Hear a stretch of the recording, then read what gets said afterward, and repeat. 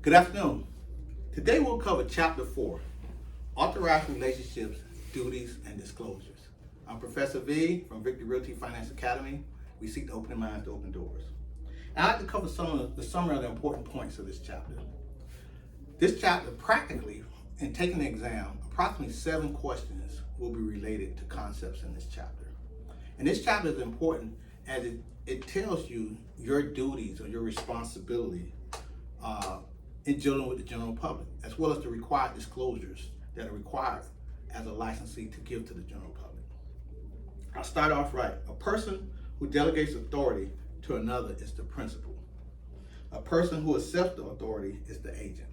Basically, looking at the relationship between, and the relationship starts from the basis of the broker, because as we do know from chapters 1 and 2, that the broker is the one who controls, who has the relationship, and is entitled to receive the compensation for performing those real estate services, a bar sale. So the agent is the licensee, the principal is the client, okay? And so basically a fiduciary, typically, and when you think of, let's say in the legal profession, the client will be the client, the agent will be the lawyer. In the real estate licensee, there may or may not, depending on what type of disclosure, what type of relationship they establish, there may be a fiduciary relationship. And typically, unless otherwise noted, there is a fiduciary relationship. And if you haven't noticed, you will notice, because Professor V doesn't have the best handwriting in the world. But a fiduciary relationship exists where the agent acts on behalf of the principal or the client. Okay? And it says, the book says, a fiduciary acts in a position of trust and confidence with the principal. Next point, it says, a real estate licensee may act as a special agent with buyers or sellers. This occurs when the buyer or seller, but not both, and the brokerage firm enter into a single agent relationship. In this relationship, the buyer or the seller is the principal and the broker is the agent. Basically, the agent is acting as either a single agent exclusively only representing the buyer, or a single agent exclusively only representing the seller.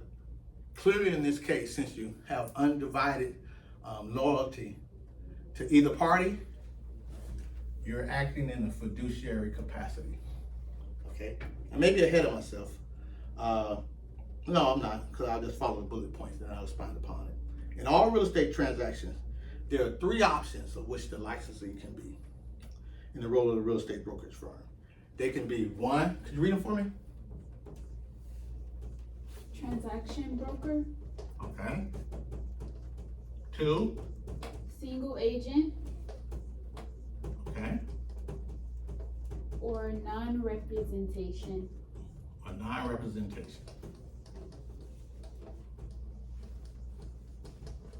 And as I stated earlier, the single agent works in a fiduciary capacity either for the buyer or the seller.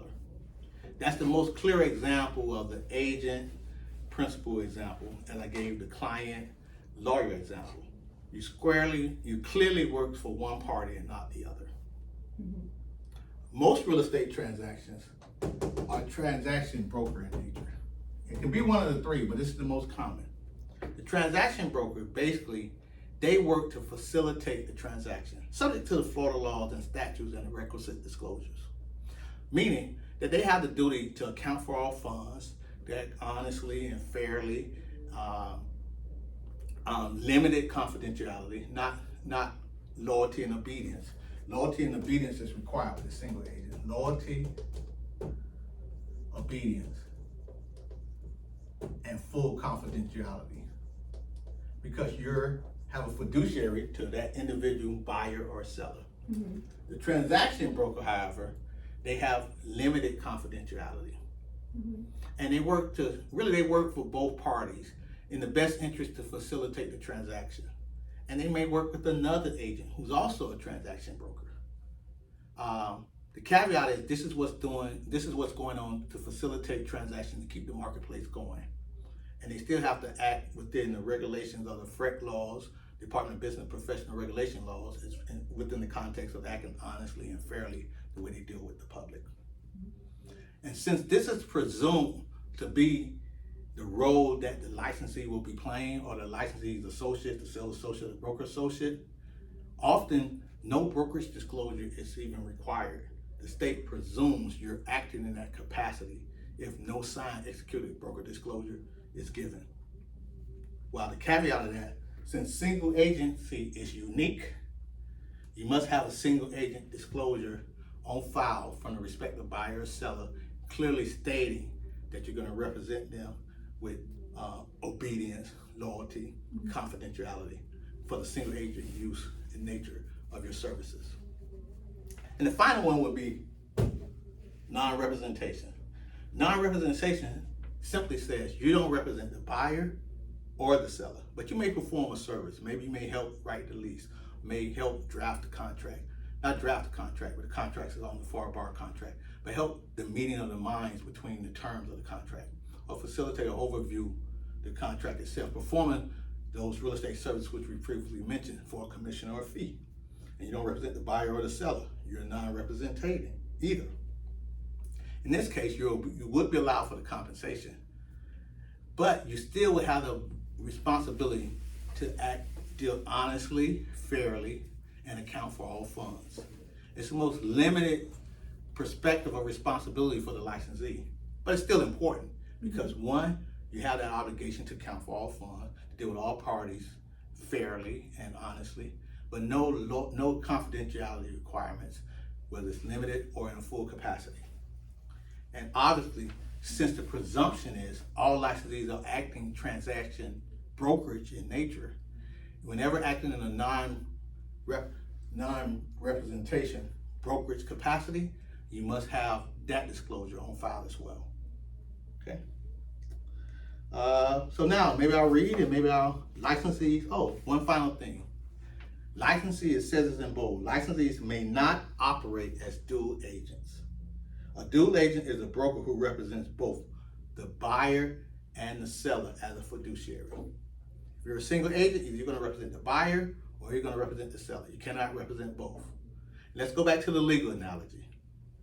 When was the last time you seen your defense attorney also is the prosecuting attorney that's incriminating his very client on stand for the crime that which he allegedly may have or may not committed? The lines are clearly drawn. Either you're a defense attorney or a prosecuting attorney.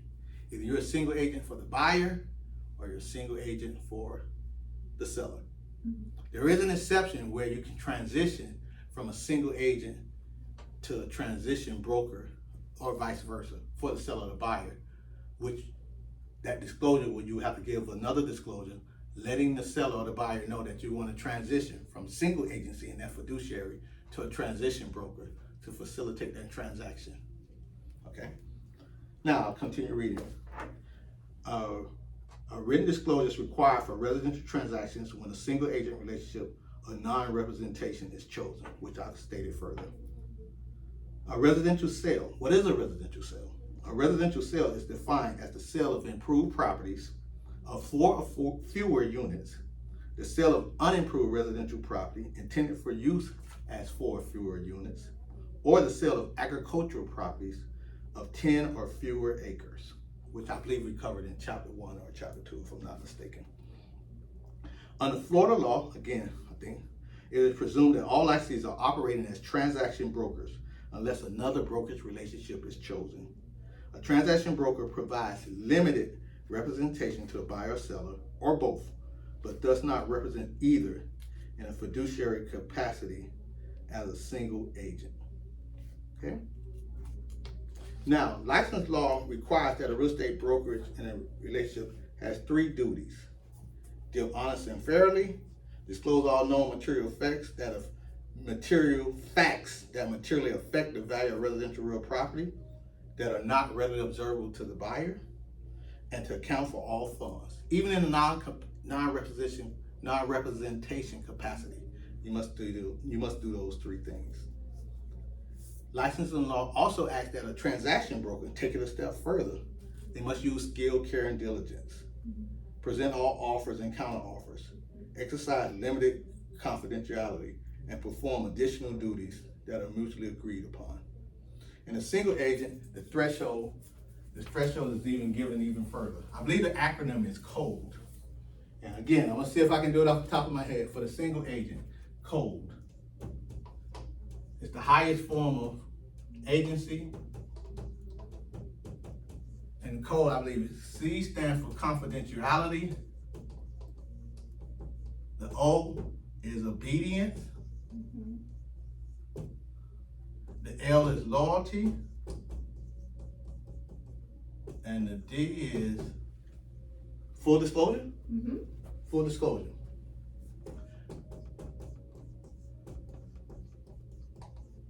So these are the 4 attributes that are exclusive for a single agent.